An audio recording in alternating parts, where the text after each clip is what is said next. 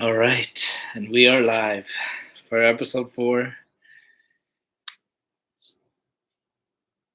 Win as a team, lose as a team. What a game. Devastating. Impressive by Saudi Arabia, but devastating from Argentina, Messi and co.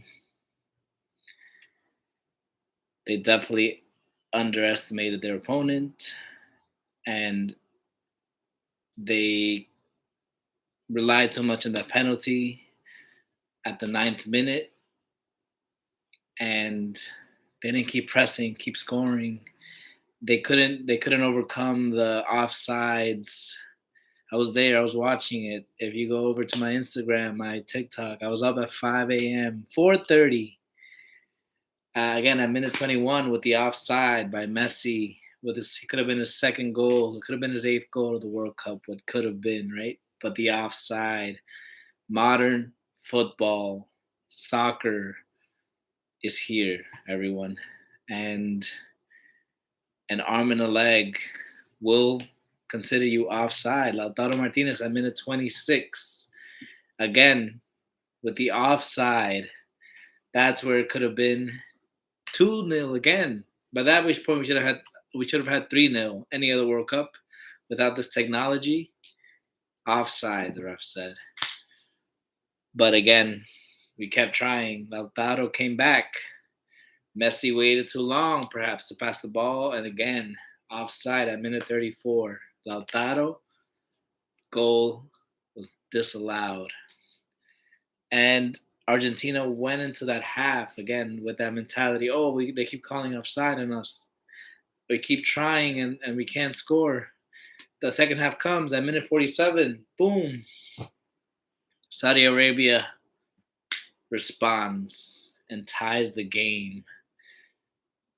And the defenders really, El Guti, Romero, he wasn't 100%. I'll say that, and I'll stand by that. Guti was not 100%. Ota, Otamendi, again, was not 100%. In my opinion, they should have started again at minute 53 where they made the second goal.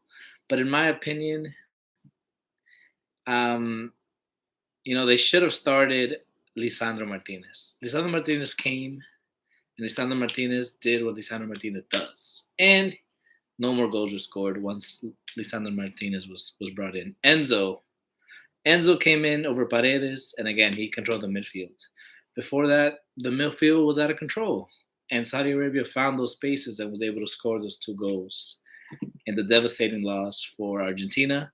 The spectacular upset and exciting win for Saudi Arabia. We can't take away what Saudi Arabia did today. That's in the history books.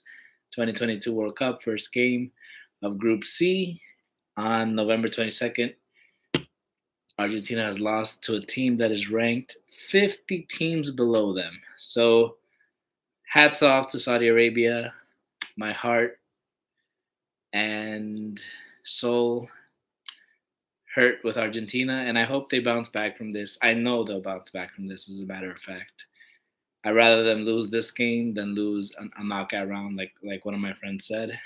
Actually, Christian, as you all know him from the first episode. And again, they need to bounce back. Not It's not a matter of hope or want them to bounce back. It's a matter of they need to bounce back in order to get out of this group and make the dreams come true. For Argentina to lift the World Cup on December 18th. If that is in fact their goal, devastating match for Argentina, and again spectacular win for Saudi Arabia, 2-1. Going over to Denmark and Tunisia. Wow, what a spectacular game. No goals, but it was very much enjoyable on both sides. There was a lot of controversy there with Denmark scoring, and again the goal disallowed. But again, we are in modern football where the technology and the technicalities are in place.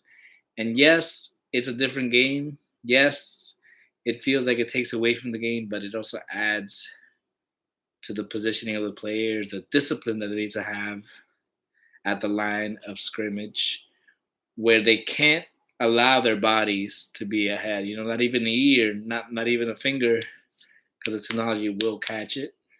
And your goal that you need for your team to win or tie it and go up and get that momentum going for the game will be disallowed.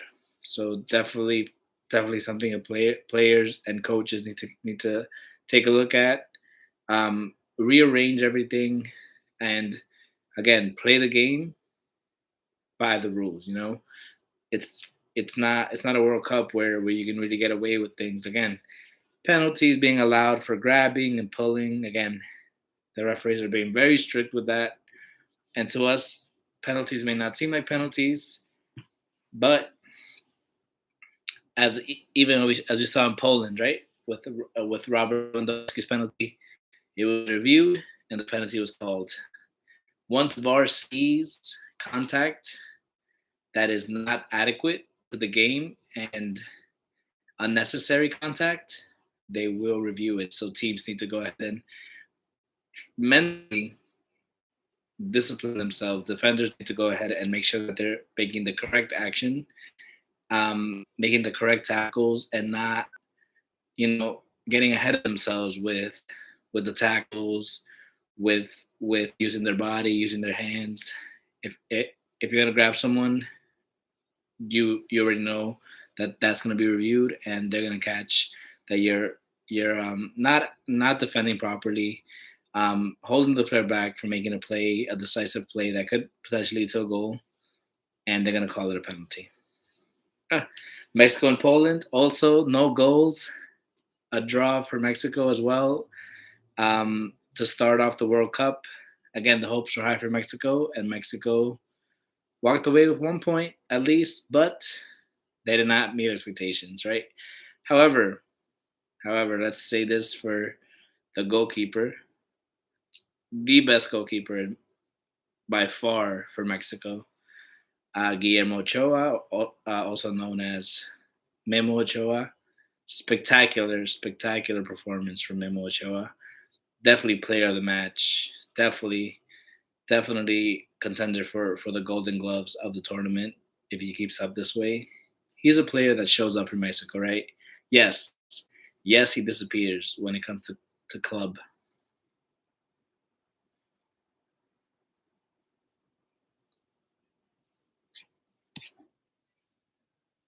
He disappears. Sorry, my connection was a little off. He disappears when it comes to club football, right? But he comes back on when it's time to go ahead and play that World Cup and play for your country. He's a different person, a different player, and he plays the game well. He plays his position well. He's positioning, he's tactical. He does what he needs to do to be able to go ahead and defend his box and defend any goals from getting into his net. Right? So those are the two draws of the day. Again, for Group C, right now Saudi Arabia is number one. Then we have Mexico, Poland, and Argentina unexpectedly is in last place. However, they can rise again, and they will rise again. So this is not the last you'll be hearing from Argentina, especially after today's defeat, which will not be revisited. And I believe that this is a wake up call to the team to go ahead and play football, be tactical, apply pressure, use the talent that you have, use the skills, communicate, pass the ball, get the ball in the right position, and make the goal.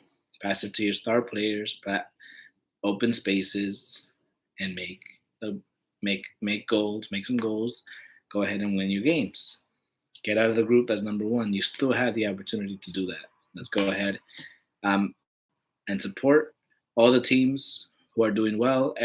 Again, this World Cup by far has been entertaining, exciting. There's been so much emotions in the air, so much exciting goals, so many exciting games, so many exciting close calls, and we will go ahead and continue to enjoy the tournament, the FIFA World Cup 2022 in Qatar. The last game for today is the game we were all waiting for as well, right? The champions, the 2018 World Cup champions, France football national team. Again, they are a force to be reckoned with, right? Yes, they lost Benzema. Yes, they have 25 players now. But again, the coach did say last World Cup 2018 they only won with 23 players. So this time around, one player less than the other teams, he feels like will not affect them as much. And it was clear as day that it did not affect them. Here we saw the goals by the Frenchman, right? Adrian Rabiot at minute 27 coming in and scoring after Australia scored the first goal, trying to stun the France team. However, the France team was able to quickly reorganize themselves. The goal for Australia by Craig Goodwin at minute 9. So that was an early goal, to say the least. That again, France was able to come back and capitalize and come out with the win, right? First goal by Adrian to level the game. Two goals by Giroud, the number 9. And again, Oliver Giroud being the player who did not score in the winning tournament, the winning team, the championship team of 2018 World Cup in Russia, did not score a single goal. However, he was on that winning team, has now scored 2 goals in the opening game. So, does this say that France is back in the game and the bad luck of the group stage for the champion of the previous World Cup will be broken by France? There's a lot of football left to play before we can fully determine that. But today they have told us that they are here to play and defend their championship. So we hope to see a lot more football from France, a lot more football from all the teams. And again, every 4 years, let's go ahead and give it our best. Let's make sure the lads and the players are out there healthy and taken care of. Kylian Mbappe in his prime again, scoring a goal, providing assists, and in the right spot, in the right place, at the right time throughout the game. Positioning was wonderful, pass was wonderful. Keep it simple, Mbappe. When you try to get a little too fancy, sometimes it may not work. But you see when you keep it simple, when you play the ball, play the cross, the end result is a goal, and you come out with a win, such as a 4-1 win for France.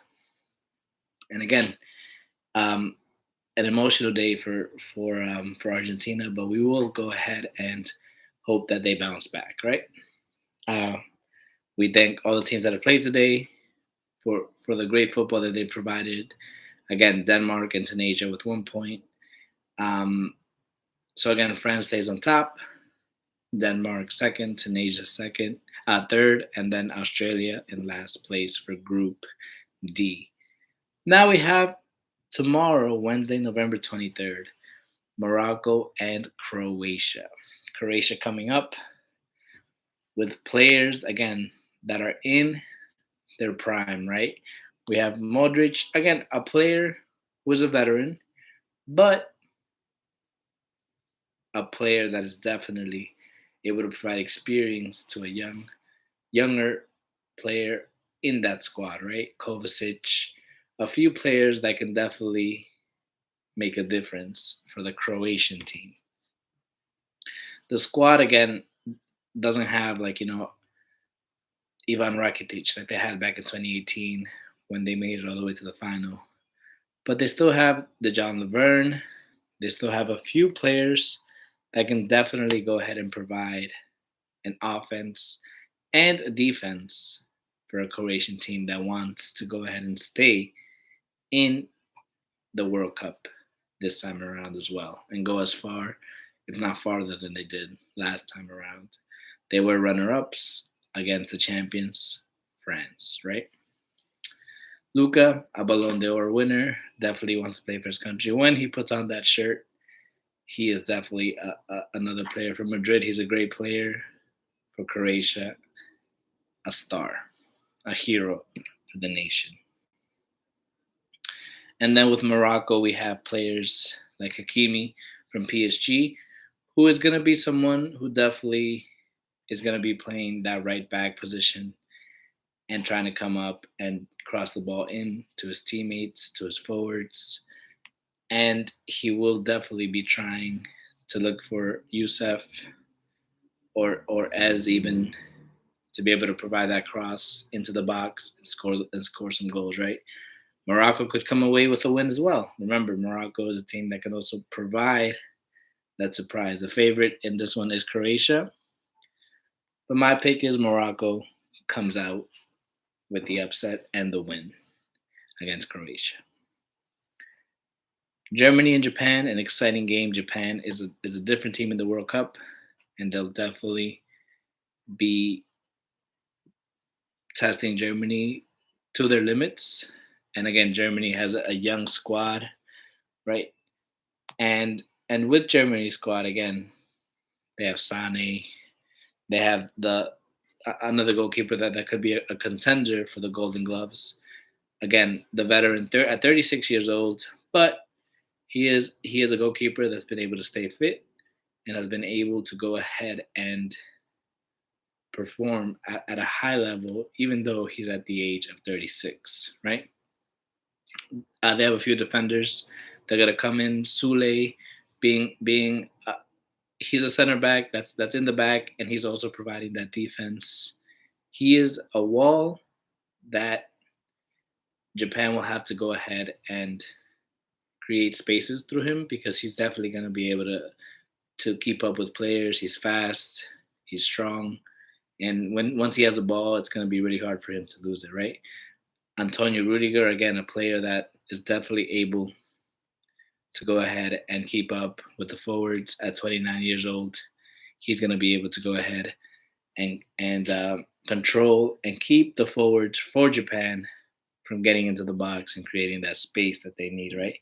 Joshua Kimmich, the midfielder for Germany, he's going to be able to go ahead and control that midfield and dominate that midfield, right? Leon Goretzka, for again another player for Germany that plays in Bayern as well as Joshua Kimmich. Him and Kimmich will definitely combine and be able to control that midfield as much as possible. With Havertz being able to provide the goal again, Joshua Kimmich can go ahead and provide the ball for Havertz. Leon Goretzka can go ahead and provide the ball, and they'll be able to score. Right? We have Mario Götze at 30 years of age, the winner from the the winner from 2014, right? And the one who scored the goal against Argentina in the final for Germany to win that World Cup in 2014. He's back in the squad, and again, he is a player that again at club level he's unheard of, and he kind of doesn't have that star player mentality. But when it comes to playing for Germany, he's a different player, and he may also be able to provide something for this German team. Right? Then we have Gundogan, the Man City man. We have Serge Gnabry from Bayern Munich. Thomas Mueller, the veteran at 33. Jamal Musiala, the youngster, the young star at 19 years old, again a forward that can definitely wreak havoc for Japan's defense. And also, we have Leroy Sané at 26. Not being able to go to the 2018 World Cup, he is definitely going to want to showcase his talent here at the 2022 Qatar World Cup. A few players for Germany that will definitely be able to be decisive and provide the goals for them to come out of this game with 3 points and come out with the win, right? Japan, again, a squad that in the World Cup, they're definitely going to be able to dominate and hold their ground, right? Fast, agile players that can hold the midfield, that can dominate the midfield and dominate the offense as well. Again, these players are rather young. There's some veterans in this team. For example, Maya Yoshida, a defender at 34. But other than that, we have an average player of like 24, 23 years old, players that will definitely be wanting to go ahead and represent their countries and put up a fight against Germany to be able to at least get a few goals or not as many goals allowed for Germany. My pick for this game is definitely going to be Germany with the win being that they will be they will want to be that top of the group and they will want to go ahead and dominate their group, right? Germany being in Group E, and then the next game is going to be to finish off Group E with Spain and Costa Rica, Los Ticos and the Tiki Taka of Spain, right? Um, coached by Luis Enrique, um, a player who played for Barcelona. Again, a coach that coached Barcelona when Barcelona was in their prime back in 2015, and a coach that's been able to grow the Spain team from from when we saw them back in 2018, back in 2014, where they were going downhill right after that 2010 championship run and the back-to-back Euros. Most of those players have left. All we have is Busquets and Alba, and now we have young players that are definitely full of talent, have won awards for being the best young players for their respective clubs, and they are representing Spain at this World Cup, right? We have Pedri, we have Eric, players that can definitely be protagonists in these games and definitely provide goals against Costa Rica. Costa Rica comes in to the World Cup again, and Costa Rica is a different team. I say this once again: Costa Rica in CONMEBOL definitely puts up a fight, and they could definitely put up a bigger fight for Spain with the experience that they've had versus these young players that do have talent, but there are players who do need a little more experience, right? Joel Campbell, Keylor Navas, who's played in Spain, has a little is a familiar with Spanish football. Brian Ruiz, the forward, the veteran, will definitely want to be able to make his mark and score some goals for his country. With Joel Campbell, another veteran that will want to go ahead and win, right? We have Celso Burgess, another veteran, right? Oscar Duarte, a youngster, a defender that will want to keep Pedri and Eric away from, and Fernan Torres away from the goal. Keylor Navas will hopefully be at his top performance and will be able to keep out most of the goals, but we'll see how Costa Rica is able to fend off Spain in this game at 11 a.m. tomorrow. My pick, however, is going to be Spain with, but Costa Rica will definitely make it hard for them to come out with that win. And the last game for tomorrow, finishing off, Group F, is going to be Belgium against Canada. Canada is in the World Cup, everyone, and Canada has shown that they are part of the top teams that have been able to come out of the CONMEBOL Federation and be able to be in this World Cup, in this group that is looking to be the group of death, right? With Germany and Spain and Japan, three top teams, and with Spain and Costa Rica and Belgium, three top teams that have shown that you know, they are teams that can definitely come out of the group. So Belgium and Canada, Germany and Belgium and Canada, Morocco and Croatia, I believe are the teams. My apologies. They will definitely want to be able to fend off Croatia and Morocco, Belgium and Canada to come out of that group, right? But again, Croatia is going to fight. They're going to want to make it farther, and they're definitely going to want to be able to come out with a win But again, Belgium, De Bruyne, right? The Hazard brothers. Are they going to be able to come out with that win, or is it going to be a different type of game, right? For for Belgium and Canada. Again, in Group F. Group F is Morocco, Croatia, Belgium, and Canada. Group E is Germany, Japan, Spain, and Costa Rica. I repeat again. Group E definitely is looking at the group of death, as they say in the World Cup, because again, Germany, Japan, Costa Rica, teams that will compete and not easily want to be taken out of the World Cup. And that game with Germany and Spain is definitely a playoff game, a knockout round game. So we'll see how that game comes out and what the outcome of that game is. That will definitely determine who's going to be first place and second place of the group, especially if Germany and Spain come out with the win this first time around tomorrow, um, November 23rd. Germany against Japan and Spain against Costa Rica. Belgium will want to get their 3 points, and so will Croatia, but we'll see. I think once again, my pick is Morocco for Group F, and for Group F again, my pick is Belgium. For Group E, we have Germany and Spain winning tomorrow, and we'll see how they fend off the other teams. But again, there could be upsets like today, and there could be draws as well. We'll definitely be watching all the games bright and early at 5 a.m. Go ahead and follow me on TikTok. Let me get some water here.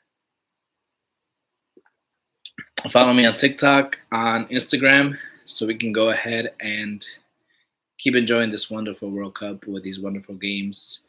And thank you all of you for tuning in. Go ahead and give a like, comment, and share. This is your host, Ruben Encalada, for the Winter Wonder Cup, for the World Cup of Qatar 2022. Thank you all for your support, and continue watching. We will be posting again tomorrow, every day, doing post game reactions and predictions. And we hope that all the teams that play well and do well make it out of these groups, but definitely the teams that we want. That's a shout out to Argentina once again. But shout out to all the teams. And again, let's keep playing football and enjoying the beautiful game. Thank you all. Your host, Ruben, for Winter Wonder Cup, signing off.